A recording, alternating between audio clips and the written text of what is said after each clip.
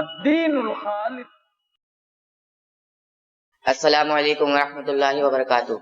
Nahmaduhu wa nusalli ala rasulihil kareem. Amma ba'd. The honorable chief guest of the day, respected principal, teachers and my all dear friends. Assalamu alaikum wa rahmatullahi wa barakatuh. On this very special occasion of 72nd Republic Day of India, I extend my warm wishes to all of you. India celebrates the Republic Day every year on the 26th of January because on this day India was declared as the Republic country as well as the Constitution. India came into force.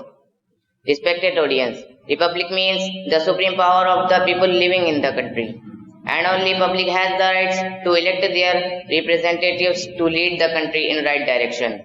Actually, Republic Day is also a day when we remember our freedom fighters who struggled a lot to attain the freedom of India. Indeed, it is just because of them that we can think from our own mind and live freely in our nation without anyone's force. We can never forget them. But my dear ones, I am very sad to say that today we are living in an atmosphere where there is a big challenge for our constitution. Today there is lots of threat over its solemnity and respect. Therefore, in this situation, it is our duty to do our best to row the wavering boat of the constitution safely to the shore. So, let's take pledge on this day that we shall do our best and leave no stone unturned in fulfilling the dreams of our freedom fighters, and also curb every traitor who violates the sense of nationalism.